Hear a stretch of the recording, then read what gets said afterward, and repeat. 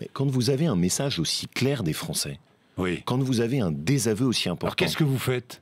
Mais Si vous étiez à la place de Manuel Valls, vous feriez quoi? Un jour, vous serez peut-être Premier ministre si Nicolas Sarkozy est élu président de la République. Je vais prendre deux exemples qui sont très concrets. Oui.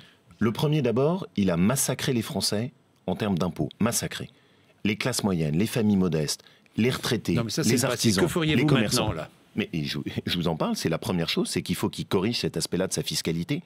Peu d'économies sur la dépense de fonctionnement de l'État, énormément d'efforts et de sacrifices demandés aux Français. Comment réduire les impôts des Français? La seule bonne manière pour réduire les impôts des Français, c'est qu'il inverse complètement son curseur. Aujourd'hui, dans les efforts demandés en termes d'euros, en réalité, peu ont été demandés sur l'économie de dépenses publiques, beaucoup ont été pris dans la poche des Français. C'est ça qu'il doit inverser. Et c'est un engagement extrêmement important qu'il doit prendre dès maintenant. Le deuxième aspect, c'est dans nos collectivités locales et dans nos mairies. Ce qui est en train de se passer, c'est qu'il demande sur le terrain aux collectivités locales de faire les économies que lui ne fait pas au niveau national.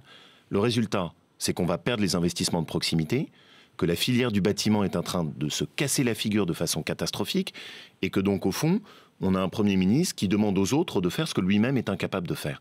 Donc voilà deux exemples très concrets de ce qui devrait être un changement de politique.